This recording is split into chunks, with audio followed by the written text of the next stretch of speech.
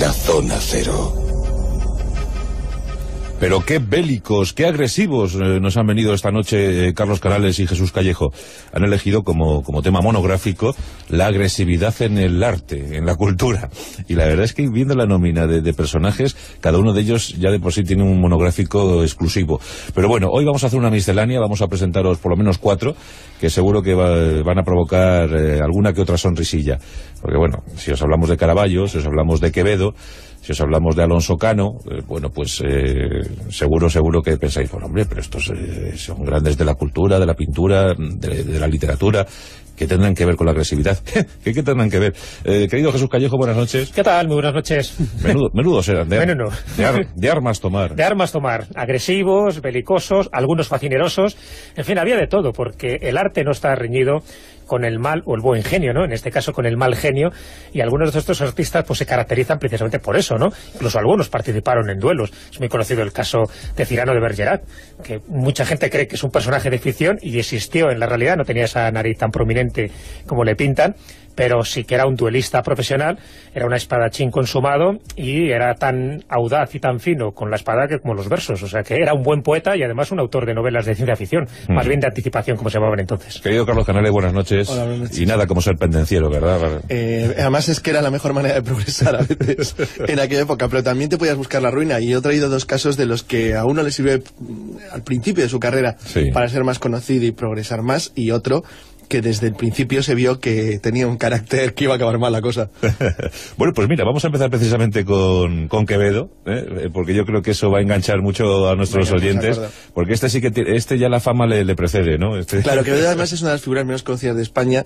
Le estaba comentando yo a Jesús que le he elegido a Quevedo entre las cosas porque estoy leyendo un libro de Fernando Martínez Lainez, Escritores Espías, que le dedica un capítulo entero a las andanzas de Quevedo en Italia como conspirador, como espía y agente del duque de Osuna, que era el virrey de Nápoles y Sicilia, y como intrigante y verdadero agente de servicio de lo que era entonces el equivalente, era una cosa más privada, pero bueno, de lo que hoy llamaríamos el servicio secreto español ante la corte de Venecia, donde bueno, intentó participar en una conspiración para derribar al dux, y bueno, era bien conocido porque manejaba muy bien la pluma, pero manejaba excelentemente bien la espada. Y hemos de decir que este hombre forzado no iba, o sea, lo hacía con gusto. No, lo hacía todo con gusto. Él es cierto que utilizaba mucho el ingenio para atacar a sus adversarios, a aquellos que consideraba que merecían el ataque de su ingenio. A los otros, los que consideraban que merecían la punta de la espada, pues espada que les daba. O sea, es decir, no perdía mucho el tiempo. Además, en eso es muy curioso porque era bastante común en otros escritores de este tipo y de esta época que, por ejemplo, Quevedo no se le hubiera ocurrido pegarle un espadazo a Góngora, ¿no?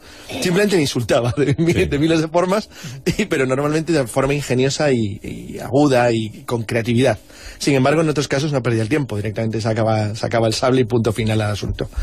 La verdad es que él se quejaba mucho. Góngora también le dio, También le dio a Sí, todos Quevedo, eran. Sí, pero bueno, pero no en el sentido del que vamos a hablar hoy. No, porque era más preciosista. Claro, porque estamos hablando más de la agresividad, y efectivamente a Quevedo le molestaba mucho las calumnias, como él decía, de los noveleros y sediciosos. Y no perdía tiempo cuando se trataba de considerar que le estaban atacando, y por ejemplo cuando estuvo implicado en el famoso asunto del que ahora hablaremos un poco, pues él decía que, por ejemplo, que él estaba dispuesto a defender España de cualquier ataque que recibiese tanto desde el exterior como de ciertos naturales que en esto se ocupan. Y la verdad es que cuando se te ponía en aquellos tiempos que era jovencillo y agresivo delante, era un tipo terriblemente peligroso, sobre todo porque no lo parecía. Como es bien conocido, esas gafitas que llevaba, que en realidad eran gafas que sujetaban sobre la nariz. Eran Quevedos. Claro, se llamaron Quevedos en España por él, efectivamente, los puso de moda en Madrid. En realidad las gafas, como es bien conocido, son un invento italiano, estaban ya muy extendidas en la época, pero la verdad es que la gente era menos miope que ahora. Quevedo las usaba de manera habitual, y como cojeaba un poquito y era un poco de enclenque, pues todo el mundo pensaba que bueno, este no tiene 2 tortas. Y en el Madrid de la época, que era terrorífico, que te podían matar en cualquier esquina, pues la verdad es que Quevedo era de cuidado. La verdad es que es el carácter clásico de cómo alguien aparentemente, bueno, dedicado a la cultura, al arte, a la literatura, y de un aspecto pues, no especialmente agresivo, podría ser una persona que era además terriblemente peligroso y pendenciero, y que era muy difícil de controlar. Algo así como cuando se enfada el profesor Haddock en En Tintín. En Tintín, sí. Que se enfada 2 o 3 en toda la serie, 2 o 3 veces. Con esos exabruptos célebres, ¿no? De macaco, mono, apache. Pero que cada vez que el profesor Haddock se enfadaba en Tintín, era alguien que acababa muy mal, porque le pegaba una paliza. Sí. Pues es algo muy parecido. Capitán Haddock, bueno, pues... Así que bueno, ahora seguiremos, como vamos a ir hablando de varios, supongo. Sí. Quevedo, pues bueno, yo creo que es el pendenciero por excelencia de nuestras letras. Y ahora contaremos casos. Y bueno, pues incluso hubo un juicio muy popular entre los literatos de la época, y nada, sometieron a juicio al propio Quevedo, y le nombraron de todo, le llamaron de todo, y le condenaron casi al fuego eterno. Bueno, ¿y de Alonso Cano qué sabemos? Pues mira, que era coetáneo de Quevedo, o sea, claro, que también era de la época. Era de la corte de Felipe IV, que en esa corte de los milagros, la cantidad de cosas que ocurrieron por entonces, ¿no?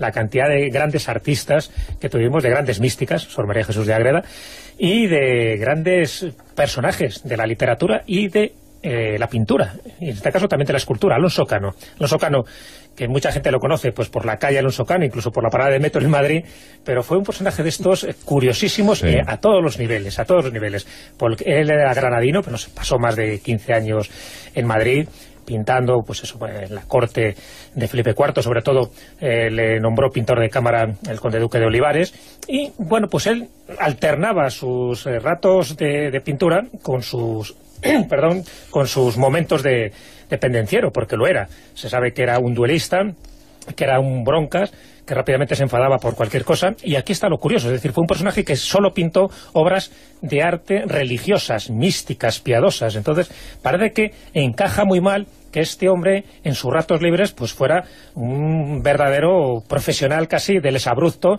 una persona mal encarada, que le temían allí por donde iba y que tuvo muchísimos problemas con la gente, ¿no? Bueno, pero entonces aquí está lo curioso, ¿no? Se desahogaba, ¿no? Se desahogaba, y fácilmente además. Pero ¿cuándo empieza a tener problemas con la justicia? Bueno, él se casa 2 veces, se casa con la primera mujer y a los 2 años de la boda muere en circunstancias extrañas. Unos dicen que muere por el parto, pero bueno, quedó ahí un poco en el aire, y bueno, se vuelve a casar por segunda vez y se casa con Madalena de Uceda. Bueno, aquí es donde entra lo curioso, porque esta mujer, cuando se casa con él, tenía 12 años en el momento de la boda, y con el tiempo muere asesinada en el año 1644, y inmediatamente se le acusa a Alonso Cano como ser el asesino de su esposa. De hecho, le acusan, le torturan, y a pesar de todo queda absuelto, pero ya su reputación queda como bastante tocada, porque ya te digo que tenía fama de pendenciero en aquel momento. Él se tiene que marchar deprisa y corriendo a Valencia, va buscando refugio en un monasterio cartujo. Le defiende muchísimo Velázquez, por ejemplo, que era un gran amigo de Alonso Cano. Velázquez le protege todo lo que puede, pero bueno, aún así ya esa fama le persiguió un poco toda su vida, hasta el momento en que, cuando va a Granada ya para pintar, toma las órdenes religiosas, con la oposición de muchísimos religiosos, porque bueno, ¿cómo le vamos a este hombre nombrar su diácono, por ejemplo, que le nombraron, aparte de maestro mayor de la catedral, dice con los antecedentes, sino con el currículum que tiene? Pero bueno, aún así le nombraron, y el hecho que ahí queda ya en Granada hasta que muere en el año 1667. Incluso se cuenta una anécdota para que se vea un poco el carácter que tenía Alonso Cano, justo cuando, bueno, pues está agonizando, recibe los santos sacramentos, y dice esta anécdota que cuando le acerca el sacerdote el crucifijo para que le bese, lo rechaza, diciendo que tiene una mala calidad de la talla y que eso no lo besa. O sea que una mala calidad de la talla. Bueno, también se cuenta esto de Andrés del Berrocho, o sea que posiblemente sea una anécdota apócrifa, pero bueno, que se indica un poco ese carácter, ese genio y figura, incluso hasta la sepultura, incluso en los momentos últimos de su muerte. Bueno, pues Alonso Cano es un alma de Dios, es una ovejita, es un bebé, un panda, un oso panda, comparado con este que nos trae Carlos. Sí, este está considerado como uno de los seres más perversos en la historia del arte. Es que era malo, ¿eh? Sí, es que era malo. Además, formaba parte de su carácter. Además, era imposible de evitar. Cualquiera que una biografía de Giovanni Battista Merisi, famoso nombre, sí, y el Caravaggio. Sabría enseguida que algo pasaba, que bueno, que tenía algún punto, tenía un cable pelado probablemente cuando se le cruzaba, bueno, pues algo terrible. Y no lo podía evitar porque no lo pudo evitar nunca a lo largo de su vida. Entonces es muy interesante, porque cualquier biografía de Caravaggio va mezclando 2 partes. La parte de la creación artística, donde por cierto en algunas partes eran sus obsesiones. Por ejemplo, al final de su vida él estaba obsesionado con que le iban a cortar la cabeza, cosa que era lógica, y pintaba muchísimas veces. ¿Y por qué tendría ese temor? Bueno, además empezó de jovencito. La verdad es que empezó porque fue una vida muy acelerada, él muere muy joven, y tiene dos partes, su vida muy claramente definida. Es una parte dedicada al arte, es uno de los grandes artistas de finales del 16 y sobre todo principios del 17, que es la época en la que revolucionó el arte, ¿no? Con el efectivamente, y la otra parte de su vida está dedicada pura y simplemente a matar gente y meterse en líos. O estar escapando permanentemente de cárceles y justicia. Una parte a crear y otra como anécdota de contar antes de contar un pequeño resumen de sus andanzas, que batió uno de los récords del mundo de permanencia en la Orden de Malta, nos quedó en San Juan. La Orden de Malta, a él, bueno, él como ya era conocido, había sido subdiácono del obispo de Bérgamo y bueno, tenía una formación religiosa notable. Además era bien conocido, luego veremos por qué, con la espada, y eso siempre ha bienvenido entre los caballeros de Malta, que no eran precisamente la gente más tranquila del mundo. Pero es que, claro, lo de Caravaggio le superaba. De hecho, él es admitido en la orden el 14 de julio de 1608 y expulsado el 1 de diciembre. Y luego veremos por qué.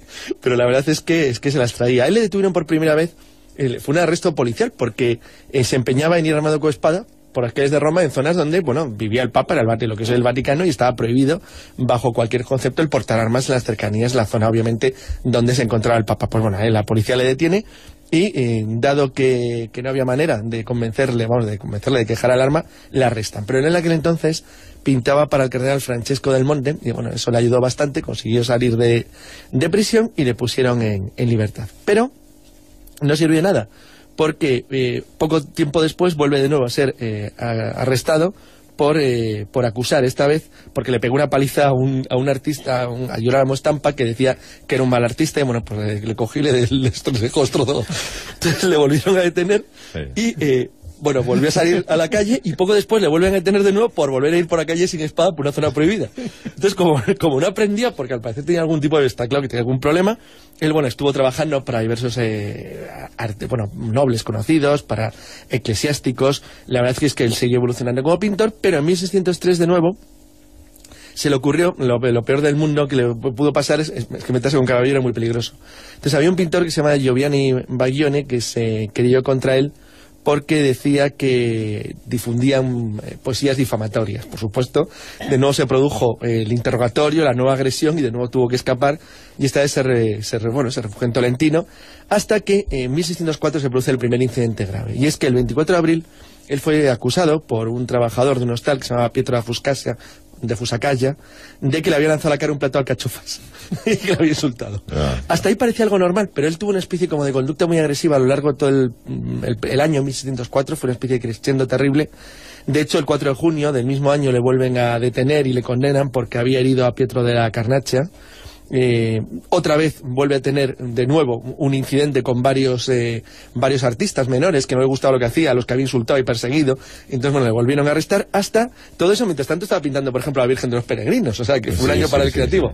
Sí, pero ser pintor joven, claro, y que te visitase Caravaggio en aquel tiempo era peligroso, sí. De hecho, esto estuvo citado en un montón de causas durante el año 1605, entre otros pintores como Cherubino Alberti o Prospero Orsi, con los que tuvo incidentes de todo tipo. Pero ¿Qué edad podía tener? En aquel entonces tenía 20 y pocos años. 20 y pocos años. Pero el gran problema se produce en 1606, el 28 de mayo, cuando Ranuccio Tommasoni, que muere a consecuencia de una pelea en el campo de Marzio en Roma.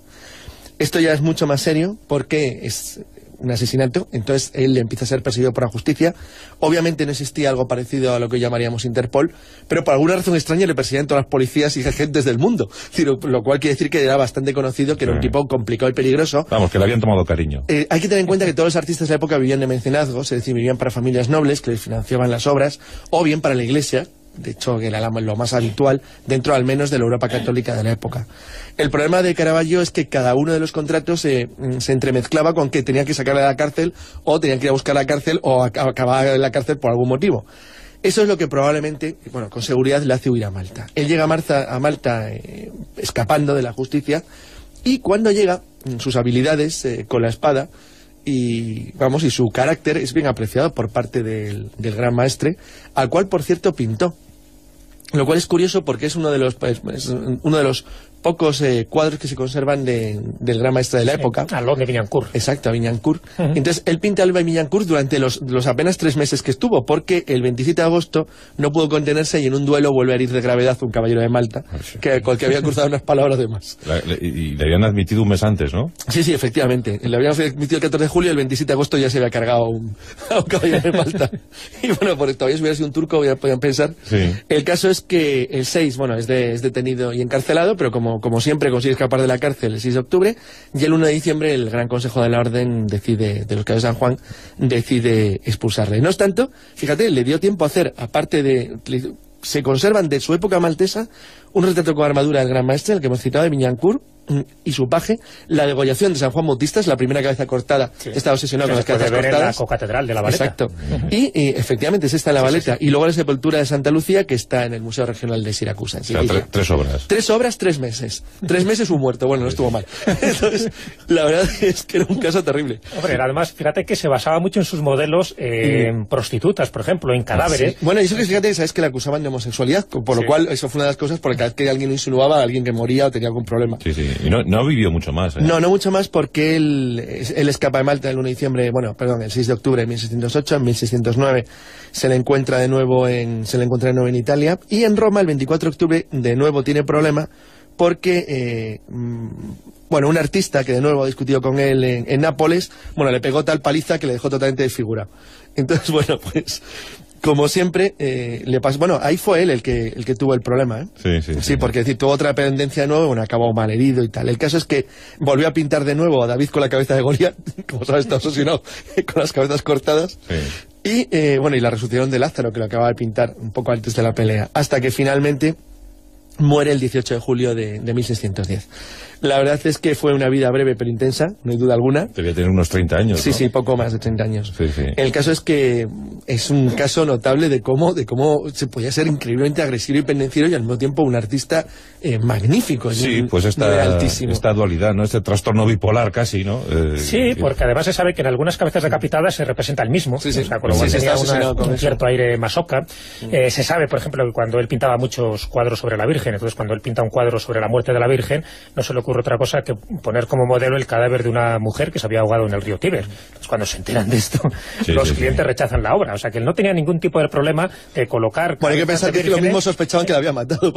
No, era así. O sea, que, sí que vivía un poco, tenía una dualidad bastante curiosa, ¿no? Este personaje, que era, por otra parte, pues partir de otros coetáneos suyos que vivían un poco pues entre el misticismo y la chabacanería, ¿no? En este caso eran genios, pero genios de armas tomar. Una vida rauda, ¿eh? Vida rauda, sí, desde luego vivieron rápido. Poco y les aprovechaban. Poco, sí. Pero este me tiene una explosión de nada, en 10 años, ¿verdad? Sí, toda su obra se condensa en un tramo de 8 o 9 años. De 8 o 9 años, sí. O sea, impresionante. Y nada, ya, si queréis os cuento ya... Toda su obra y todos sus muertos. No, pero yo me imagino a los mecenas de la época y dice, acudid a la cárcel en busca de Caravaggio. Iban a la estaba saliendo por la ventana con una sábana. Se estaba escapando ahí continuamente. Llegaba, pintaban los 3 o 4 cuadros de turno. Pero es verdad, es que era rápido, es que fíjate, lo de Malta es asombroso, es que era un cuadro, un muerto. No, pero es que había otros artistas como Leoni, que se llamaba así, también italiano, también un personaje, era de armas tomar, o sea, que continuamente estaban persiguiendo la justicia, estaban pintando, estaban declarados prosenetas, porque de hecho también se le acusó a Caravaggio de proseneta, en fin, eran gente que continuamente estaban en el ojo del huracán.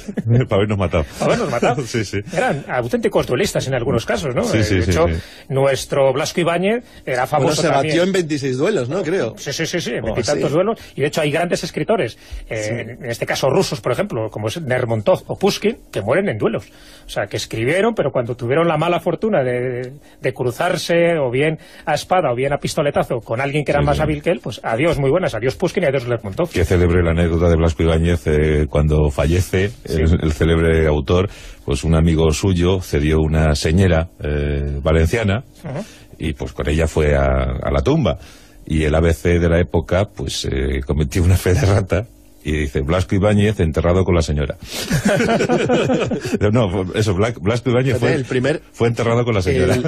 Otra persona realmente agresiva, pero bueno, era diferente, ¿no? Era diferente, Blasco Ibáñez fue el primer autor de bestsellers español. El primero que Uno de los duelos se salvó por la hebilla del pantalón. Le dio la bala ahí, justo. Si no, adiós, barriga. Eran otros tiempos, eso de que te ponían verde en un artículo y al día siguiente tienes que batirte. Cuando vivir era una cosa emocionante. Claro, era distinto. Sí. Bueno, pues vamos a culminar esto, Jesús, que por supuesto ya haremos otro monográfico con más. Sí, hay muchos más, claro. Con más de estos pendencieros. Tenemos aquí un francés, ¿no? Sí, François Villon. François Villon. François Villon. Quiere buscar que no es demasiado conocido, sí. Pero bueno. ¿Qué perpetró? De todo. Pero realmente fue el más conocido del siglo XV, ¿no?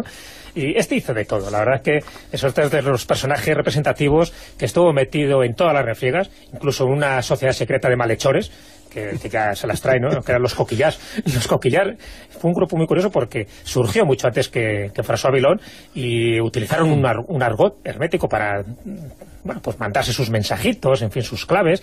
Los coquillars se les llamaba así porque eran los falsos peregrinos de Santiago que luego se dedicaban a vender conchas, a vender vieiras, ¿no? De ahí viene lo de coquillars. Pero bueno, al final se convierte en un sinónimo, pues eso, enfadineroso, ¿no? En una banda de malhechores. Y mira tú por dónde, pues François Villon perteneció en algún momento a los coquillars.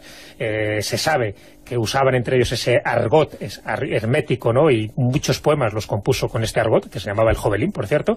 Y bueno, pues desde luego se dedicó a frecuentar prisiones como las prisiones del Duque de Orleans, y a ser amenazado con la horca continuamente, porque mató a varios personajes.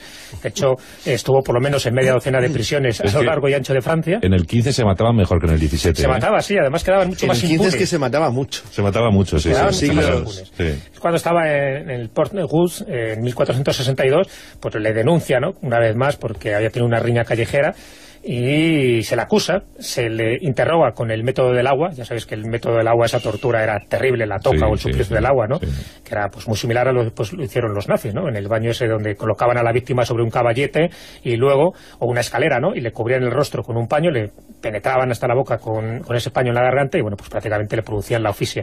Bueno, pues aún así le interrogan con este sistema, ¿no? A Villon, le condenan a la horca, pero al final, por cierto, ahí compone una de las mejores baladas, que es la balada de los ahorcados, claro. Por cierto, porque como lo veía tan inminente el hombre... Nada mejor que este tipo de presión, ¿no?